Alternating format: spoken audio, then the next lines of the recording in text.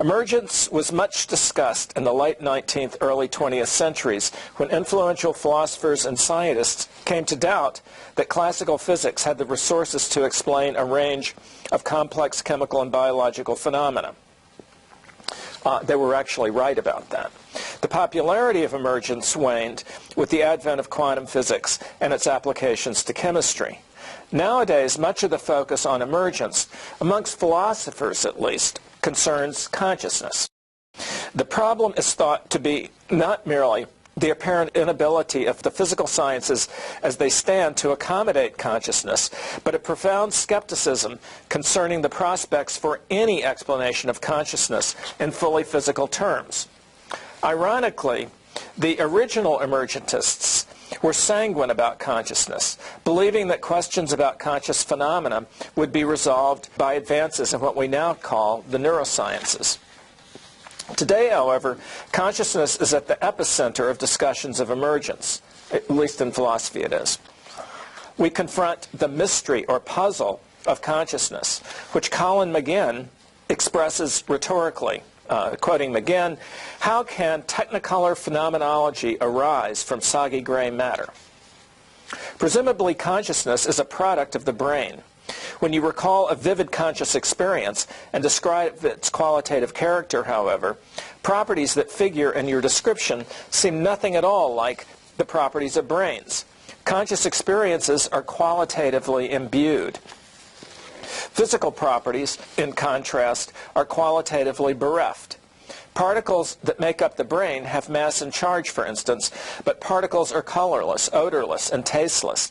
How are you supposed to get something qualitatively rich from something that isn't? The puzzle of consciousness. Descartes established ground rules for subsequent discussions of consciousness when he argued for what his medieval predecessors had called the real distinction between mental and physical entities. Some distinctions are merely distinction of conception or reason.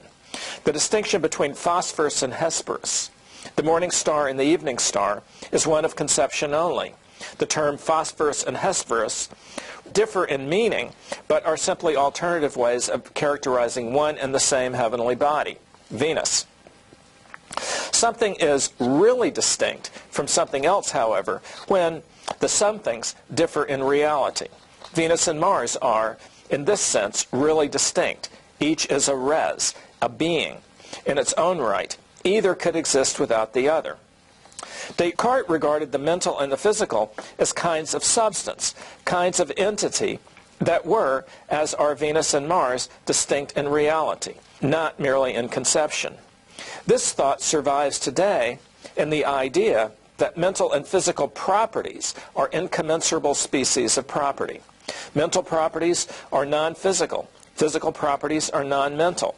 Think of some familiar mental quality, the taste of peppermint, for instance, or a feeling of dizziness, and you will be hard-pressed to imagine how any physical occurrence, and in particular, any soggy gray neurological occurrence, could be either of these. So, whether there are distinctively mental and physical substances, parties on all sides agree that there are distinctively mental and physical properties. Most accept that mental properties depend in some way on physical properties. Take away parts of my brain, and you take away my conscious experiences. The question is, what brings distinctively mental properties on the scene? Where do you locate such properties in a universe encompassed by physics? The history of attempts to answer this question is a history of failures and excursions up blind alleys. Here is a brief recap. Materialism, a perennial favorite, takes the bull by the horn and simply denies that there are any mental properties. The only properties are those sanctioned by fundamental physics. Belief in mental properties is akin to belief in spirits. After all, whatever happens is governed by physical law. Mental properties could have no role in the physical world. They would bestow no evolutionary benefit. Appeals to mental properties explain nothing that could not be explained better by appeals to purely physical characteristics of brains. Occam's razor tells us to dispense with what we do not need. so we should dispense with mental properties. This is just materialism. Notice that materialists accept Descartes' mental-physical distinction as real. They simply deny that the mental exists. So they accept the distinction, they just deny that one side of it obtains. This is sometimes put in terms of reduction. The mental is reducible to the physical. Mental properties are just, physical properties inadequately conceived. One difficulty facing reductive forms of materialism is that it is hard to find plausible candidates for reduction. Take pain.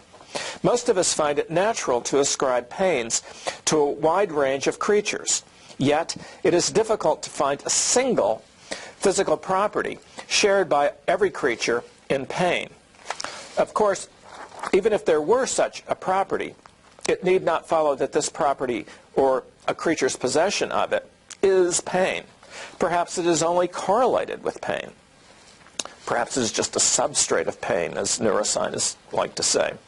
A possibility Descartes could have welcomed. Difficulties of this kind led philosophers with materialist leanings to embrace functionalism. Functionalists argue that it is a mistake to try to reduce the mental to the physical, to identify mental properties with physical properties. States of mind are not to be identified with physical states. States of mind are functional states of complex creatures. A functional state is a state defined by relations, typically causal relations, the state bears to other states. Very different kinds of physical state could play the same role in systems to which they belong, hence count as functionally the same, despite intrinsic physical differences. If mental states are functional states, then the same mental state could be realized in very different physical configurations. The inspiration here is the computing machine. Computing machines can be made of very different materials, yet run the same programs and be in the same computational states. So we've got Babbage's original analytical engine, which is made up of gears and metal rods. We've got early computing machines that were made up of batteries of vacuum tubes. Now we have transistors. In principle, there are many different ways in which you could make up a computing machine, but all these machines could be said at a particular time to be in the same computational state, even though there would be massive physical intrinsic differences in the whatever it is that's realizing that state. Return to pain. Functionalists hold that what is definitive of pain is pain's causal profile, pain's functional role. Your being in pain is a matter of your being in a state with certain typical causes and effects. You are in pain by virtue of being in a state caused, let's say, by tissue damage, pressure, or heat, a state that gives rise to aversive behavior, to the belief that you're in pain, to the desire to take ameliorative action. The mind is akin to a computer program representable by nodes standing in complex relations to one another. What matters is not what is at the nodes. That could be almost anything, really, but relations nodes bear to other nodes. One long-standing worry about functionalism is that it ignores the qualities of conscious experiences.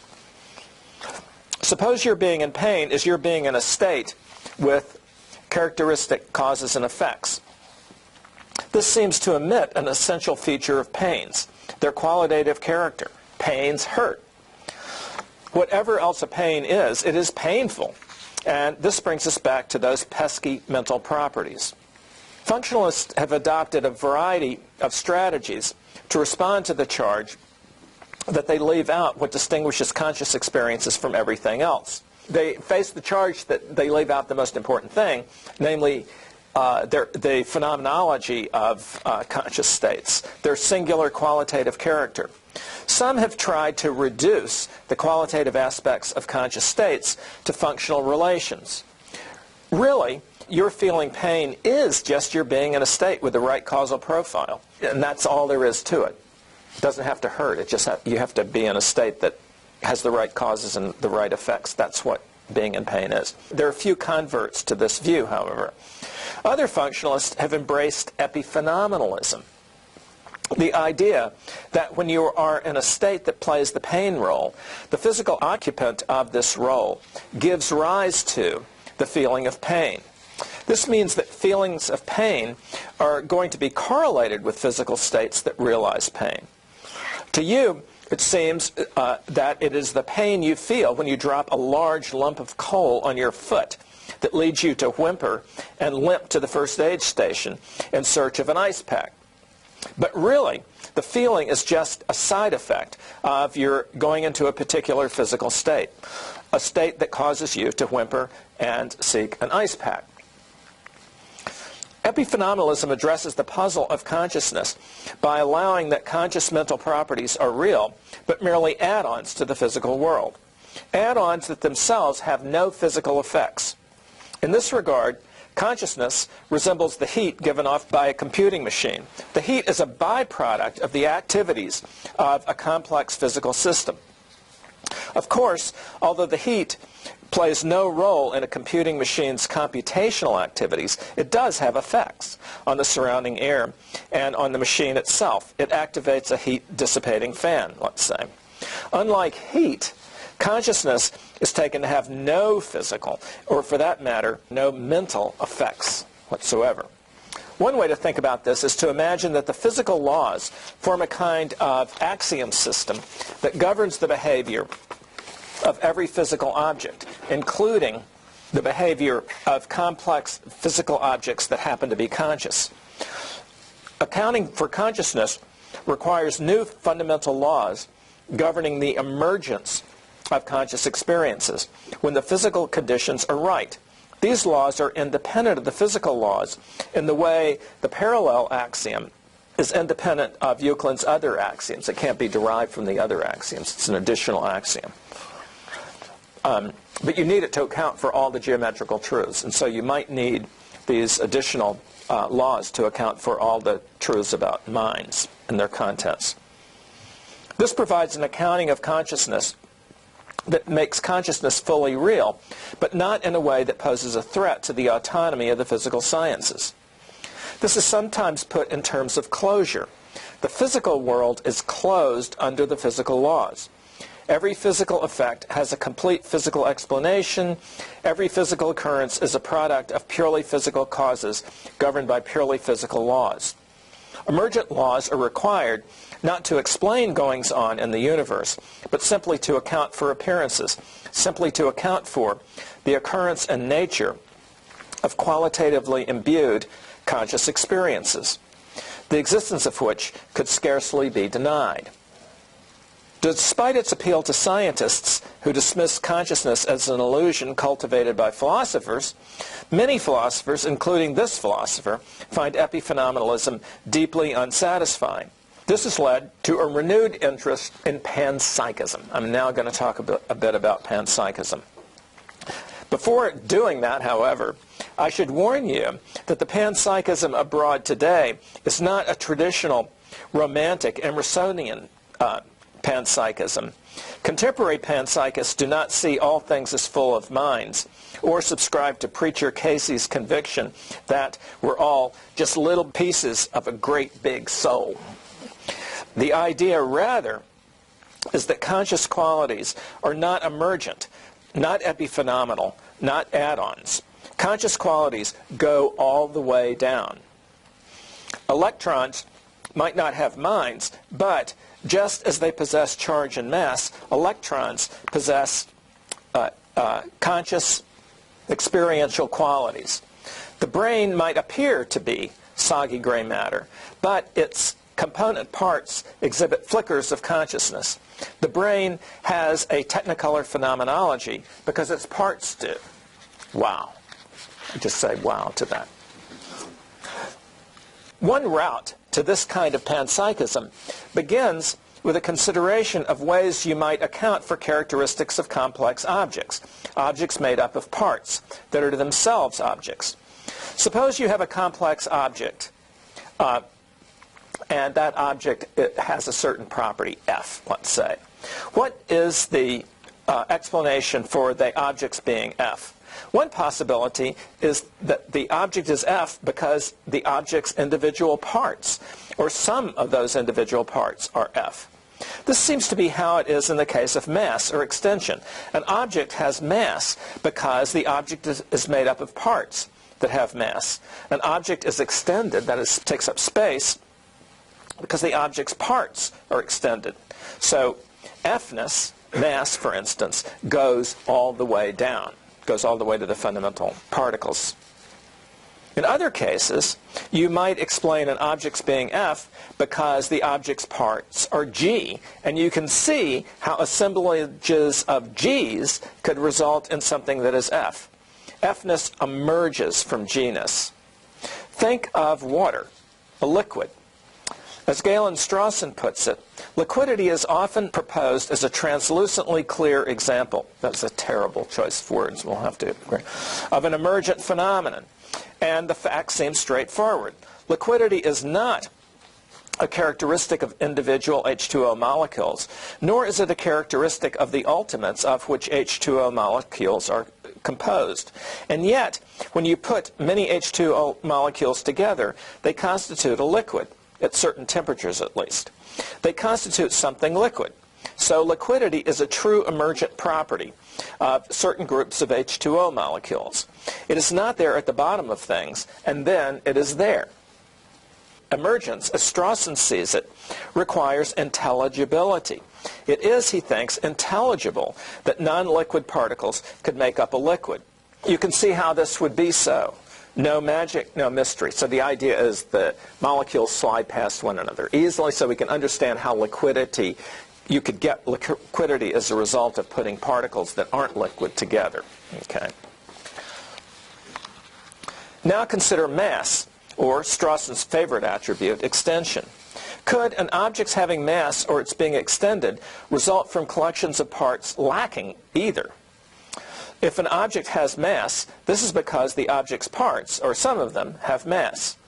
Were an object's parts unextended, it would, Strawson thinks, be utterly mysterious how they could make up something extended. Extension and mass can be accounted for only by supposing they go all the way down. Wholes with mass must have parts with mass. Extended wholes must have extended parts. What of consciousness and the qualities of conscious experiences? Suppose that the brains of conscious agents are responsible for those agents being conscious. It seems not terribly controversial. Responsible for their undergoing qualitatively distinctive conscious experiences. Brains are complex physical entities, the constituent parts of which are no different from the constituent parts of tables, trees, lumps of coal, and planets. How could consciousness result from arrangements of such constituents? Two possibilities. First, consciousness might resemble liquidity. The constituent parts of brains might possess non-conscious characteristics that, given the right organization, unmysteriously result in something with experiential qualities. The difficulty is that it is hard to see what the pertinent non-conscious characteristics could be. The situation resembles not that of liquidity, but that of mass or extension. Just as it's mysterious how extended massy wholes could result from assemblages of unextended parts lacking mass, it is hard to see how you could get consciousness by putting together non-conscious components. You are thus forced, said the panpsychist, to a second option. Conscious agents are made up of parts that themselves possess some measure of consciousness. If a complex whole has experiential qualities, this is because its parts have experiential qualities. But then, given that the kinds of particles that make up the brain are no different from those that make up everything else, experiential qualities must be present in the fundamental things. This is panpsychism. Or, if not quite panpsychism, something close to panpsychism. There's a reason for that complication that I won't go into here. You might object to this line of reasoning as follows. This tomato is red. This must be so either because the parts of the tomato are red or because the parts of the tomato are G, have some other characteristic, and it is intelligible how assemblages of G's could amount to something that is red. It seems clear that the first option is false. That is, we don't think that the particles that make up the tomato are colored, at least not the ultimate particles. The tomato's parts, the leptons and quarks or whatever that make up the tomato, are not red. Indeed, they're colorless. But the second option seems false as well. How could you get something red from something colorless? That would seem impossible, except that we know it isn't. So, by parity of reasoning, from the fact that we cannot make intelligible how you could get experiential qualities by combining items altogether lacking in such qualities, it does not follow that conscious agents must be made up of parts that are themselves conscious. So I just gave you an argument against panpsychism. We know the tomato's qualities result from combinations of quarks and leptons, or whatever the fundamental things are. No scientist would dream of taking the trouble to work out an intelligible route from the quarks and leptons to, or fields, or superstrings, or whatever, to qualities of the tomato. Why exactly are experiential qualities special in this regard? Why is it any more mysterious how conscious experiences could result from combinations of non-conscious quarks and leptons than it is mysterious how qualities of tomatoes result from combinations of particles that individually lack these qualities? But is the tomato example apt? You might doubt that it is. Color science reveals that a tomato's color depends on the configuration of particles that make it up. One configuration reflects light in a way that makes the tomato look red to ordinary human perceivers. Change this configuration and the tomato will turn green. Change the light and the tomato will look brown. If objects' colors are just particle configurations, there's no special problem in these being made up of colorless parts. This response, however, merely relocates the problem without solving it. Why should one configuration of particles constitute something red, another something green? We know that it does without being in possession of an intelligible story as to how it does. That red things can fail to look red under certain conditions is neither here nor there, by the way. So again, the fact that we lack an account of how parts that lack experiential qualities could result in a whole that has such qualities does not require that the parts have experiential qualities. At this point, a panpsychist might make what could be called the Galilean move, banishing secondary qualities such as colors to the mind. The distinctive qualitative redness you experience when looking at the tomato in bright sunlight is not in or on the tomato. The redness is in you, in your mind. You're seeing a tomato as red as a matter of your projecting redness on the tomato. Why think that? Well, it's mysterious how a configuration of colorless particles could make up something actually red, something qualitatively akin to your experience of red. This begs the question, however. The tomato's color looks like a counterexample to the claim that qualities of wholes must either be present in their parts or emerge intelligibly. To appeal to the absence of an intelligible connection between colorless parts and colored wholes as a reason for denying that colors could be characteristics of ordinary objects is to reassert precisely what is in question. Even if you thought there were good independent reasons to locate colors in the mind, however, a difficulty remains. Suppose your experience, not the tomato, is what is qualitatively suffused with color. Technicolor experiences. Remember, McGinn says this. Then either your brain's constituent particles are colored, or it is mysterious how they could result in colorful experiences. If they're colored, however, if the constituent parts are colored, then the tomato's parts, which are after all no different in kind from parts of your brain, must be colored, contrary to your hypothesis. If they're not colored, then it looks as though we can accept that wholes can have experiential qualities lacked by their parts. Your colorful experiences result from combinations of colorless parts. It's hard to avoid the impression that it is simply being assumed that a mental-physical gap is in principle unbridgeable, but that any physical-physical gap, solely by virtue of being physical-physical, is intelligibly bridgeable, at least in principle. Given the nature of considerations advanced to establish the mental-physical chasm, however, chiefly appeals to intelligibility. How could consciousness emerge from soggy gray matter? Explain that to me, right? That's the idea. The assumption is ungrounded. If there is an intelligibility gap, there is a gap in both cases. So, well, no one thinks that qualities of tomatoes must be present in their parts. So why should anyone think that qualities of experiences must be present in the parts that make up conscious agents? No one regards qualities of tomatoes as deeply mysterious, their existence obliging us to ascribe such qualities to the particles. Conscious experiences would seem to be in the same boat. Sauce for the goose is sauce for the gander. We're getting there. We're getting there. Panpsychism represents a desperate response to the apparent impossibility of understanding how you could get qualitatively rich conscious experiences from soggy gray matter.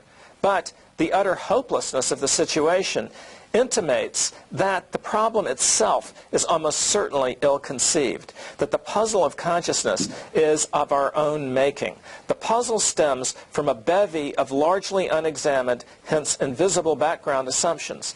These assumptions determine a logical space of possible answers, each of which proves unsatisfactory in its own way. So if you start with certain background assumptions, they give you the space of possible answers to questions that you raise that come up about theories that are based on those background assumptions. Okay, they determine the logical space of permissible answers. What I'm suggesting is the background assumptions are what's causing the trouble here.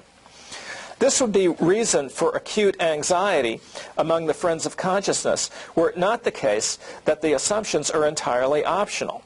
In each instance, attractive alternatives exist, alternatives that reveal the way out of the fly bottle. I'm thinking of Wittgenstein's fly and fly bottle. The fly flies into the fly bottle. It's just this open-ended thing, and then bashes its head. Norman Malcolm used to say, until he's bloody, against the end of the bottle, and all it has to do to get out is just turn around and fly out, but it doesn't do it.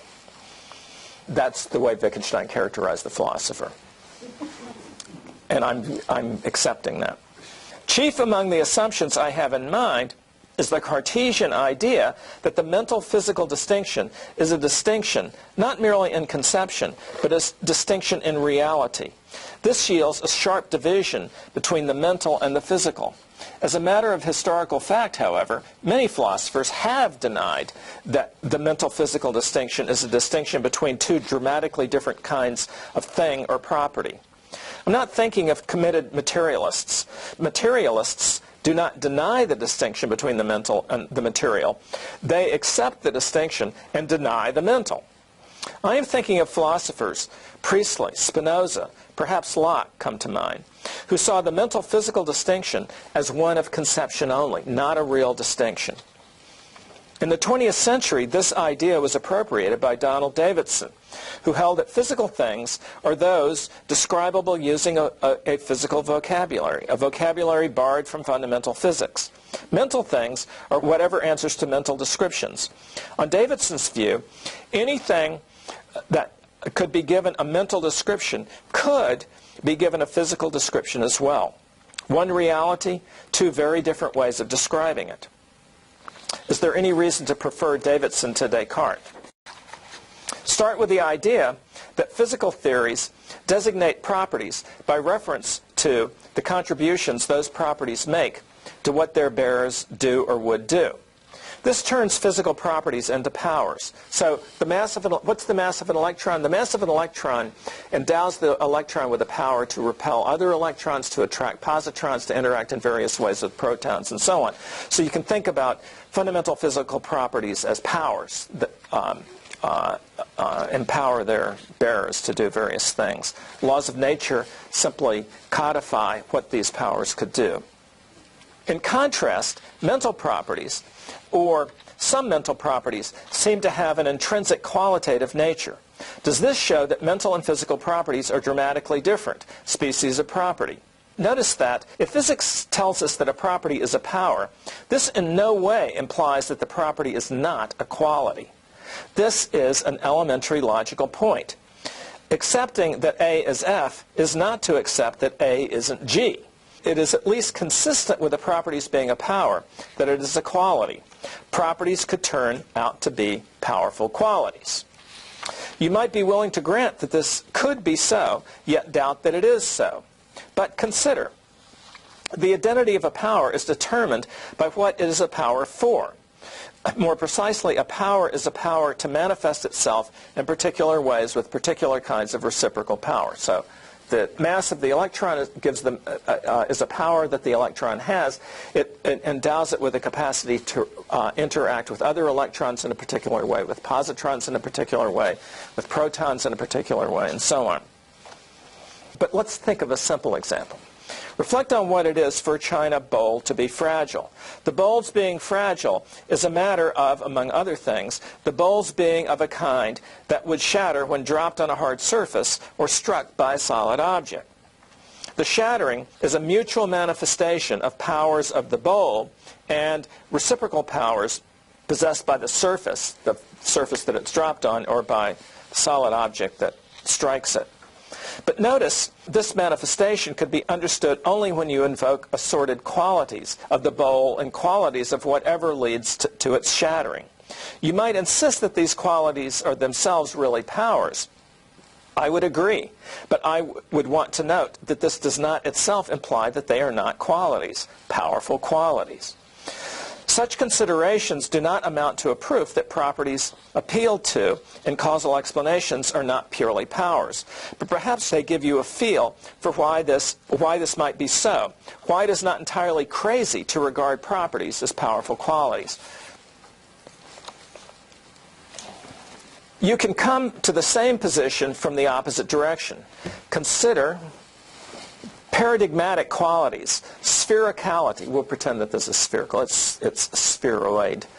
The tomato would roll rather than tumble down an inclined plane, would make a circular rather than square concave impression in the carpet were I to rest it on the carpet, would pass smoothly through a round hole of the same diameter, but not through a square hole, the sides of which are equal to the tomato's diameter.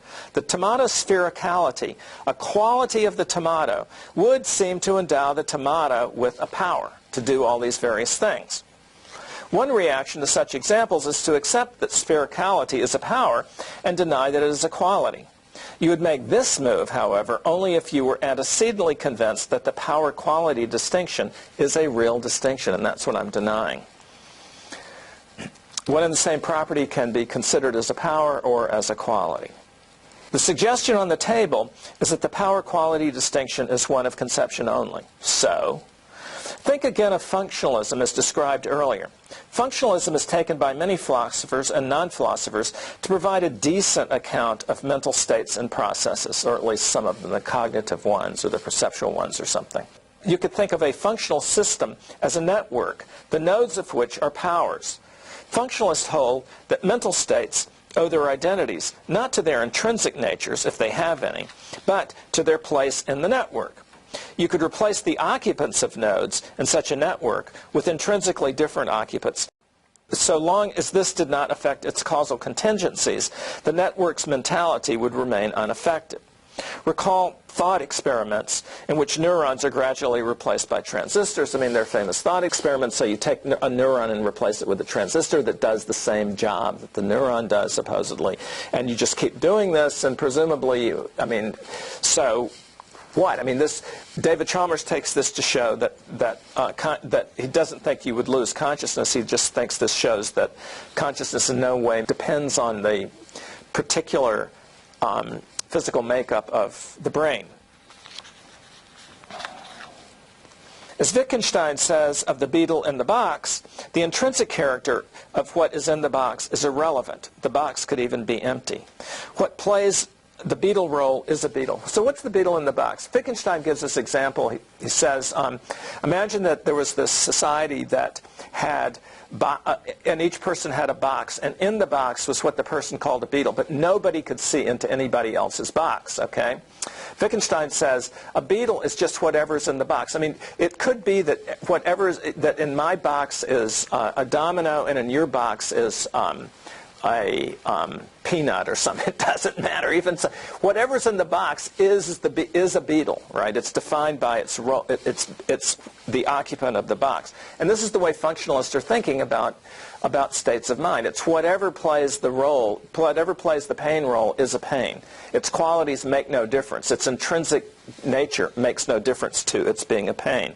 Just as the intrinsic nature of whatever is in your box doesn't make that thing a beetle. It's the fact that it's playing the beetle role.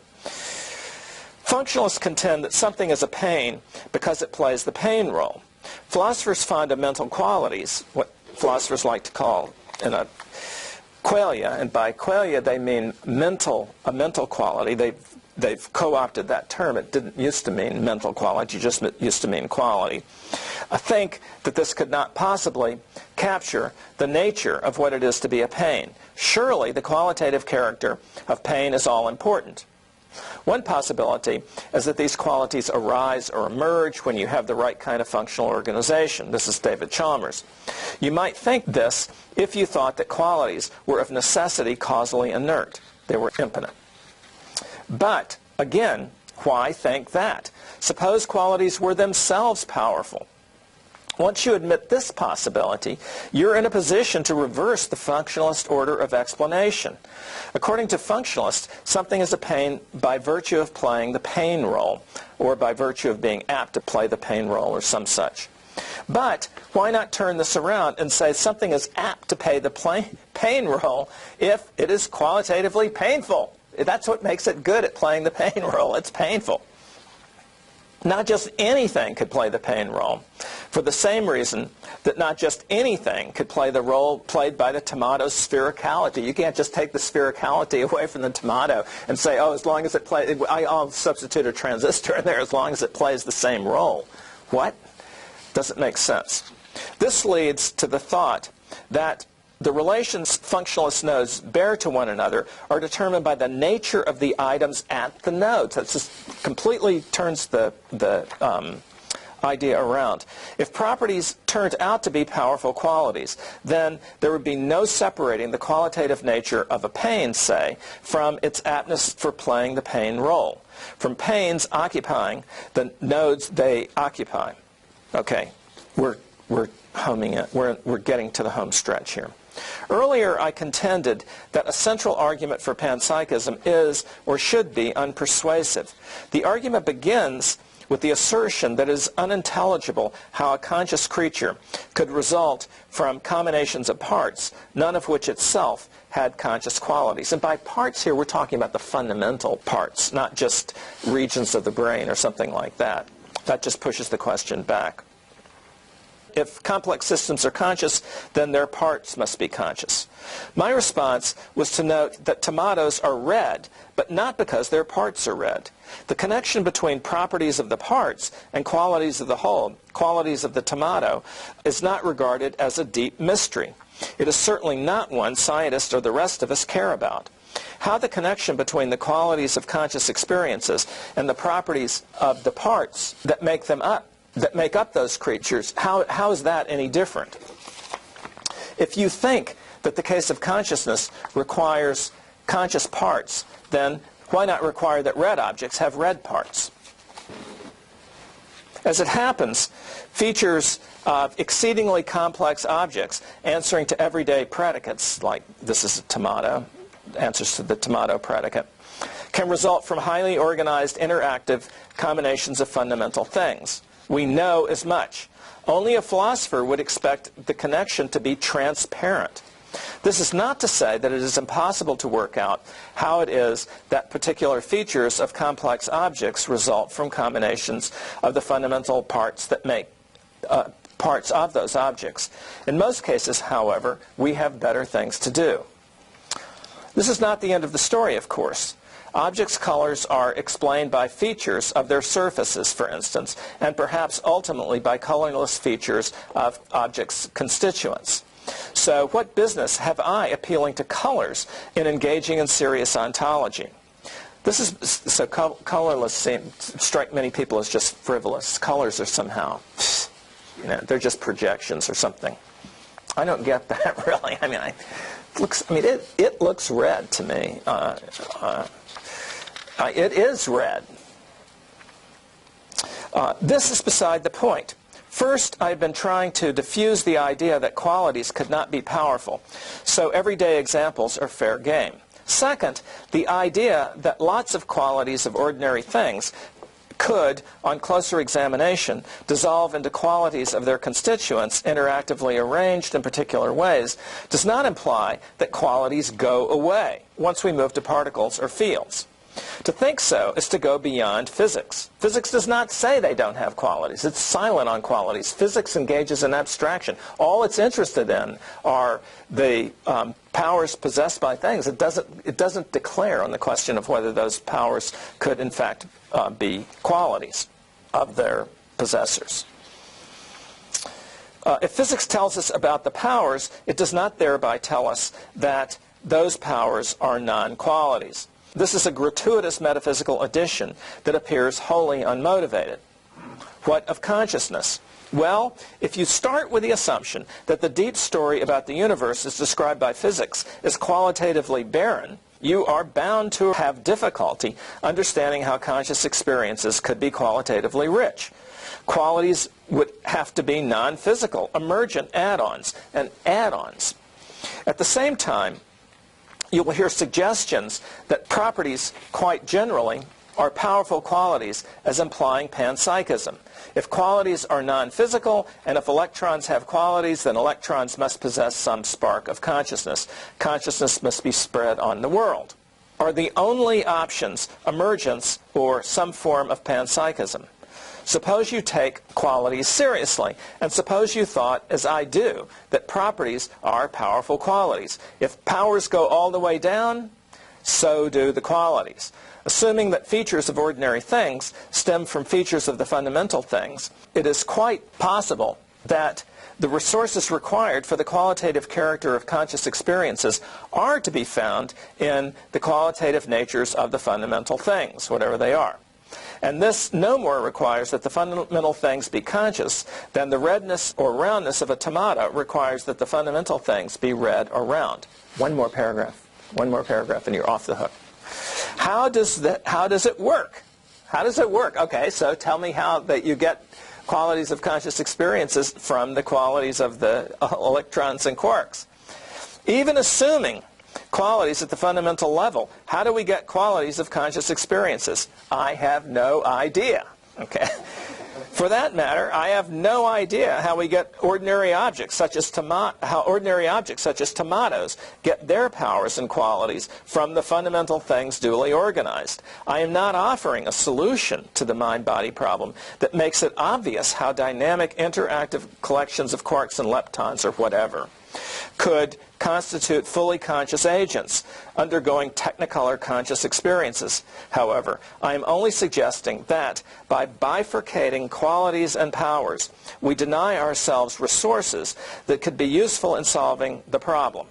We make the hard problem much harder. The hard problem is what David Chalmers calls the problem of consciousness. We make it even harder. Thank you very much.